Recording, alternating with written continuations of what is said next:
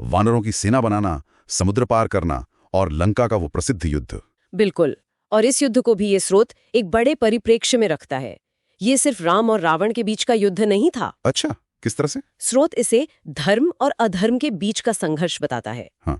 अहंकार और विनम्रता के बीच का। हाँ। अव्यवस्था और जो ब्रह्मांडीय व्यवस्था है उसके बीच का संघर्ष। धर्म बनाम अधर्म। हाँ।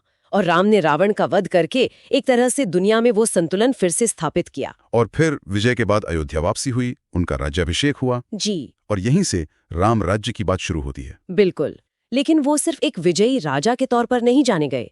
यहीं पर ये स्रोत उन्हें मर्यादा पुरुषोत्तम कहता है। मर्यादा पुरुषोत्तम, इसका क्या अर्थ बताया गया यहाँ? मतलब वो व्यक्ति जिसने आचरण के, व्यवहार के उच्चतम कोड का, उच्चतम मानकों का पालन किया। एक आदर्श पुरुष। एक आदर्श। और उनका शासनकाल, राम राज्य, जी, उसे कैसे वर्णित किया गया है? उसे एक स्वर्ण युग की तरह बताया गया है। न्याय का, समृद्धि का, शांति का, जहाँ कोई भूखा नहीं रहता था, कोई दुखी नहीं था और सत्य की हमेशा जीत होती थी। हाँ, एक आदर्श शासन। जी। तो असल में ये स्रोत ये कहता है कि श्री राम सिर्फ एक महाकाव्य के पात्र नहीं है, वो उससे कहीं ज्यादा है। जैसे भक्ति की सांस, सेवा की आत्मा, सत्य का प्रकाश, इस तरह के शब्दों का प्रयोग है। बहुत गहरा।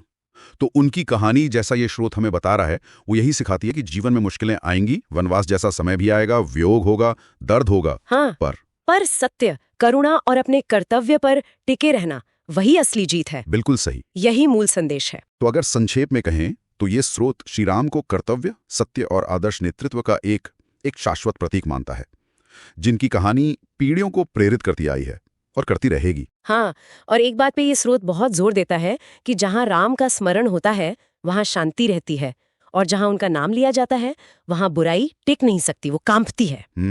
वो केवल मंदिरों या शास्त्रों में नहीं है, बल्कि स्रोत के अनुसार वो हर उस हृदय में निवास करते हैं जो प्रेम से, सच्चाई से सत्य की खोज करता है। ये बहुत सुंदर विचार है। तो अंत में ये स्रोत उन्हें मर्यादा पुरुषोत्तम कहता है, उच्चतम आचरण के मानक। ये आज के समय में एक बड़ा सवाल खड़ा करता है, नहीं? जी बिल्कुल। कि आज की इस जटिल दुनिया में उन उच्चतम नैतिक और सामाजिक आदर्शों का हमारे व्यक्तिगत जीवन में और सामूहिक रूप से हमारे समाज में क्या अर्थ हो सकता है, कैसे हम उन्हें जी सकते हैं? ये सोचने वाली बात है। सही कहा। ये एक महत्वपूर्ण प्रश्न है जिस पर विचार करना चाहिए। जय Shri Ram. Please like, share and subscribe.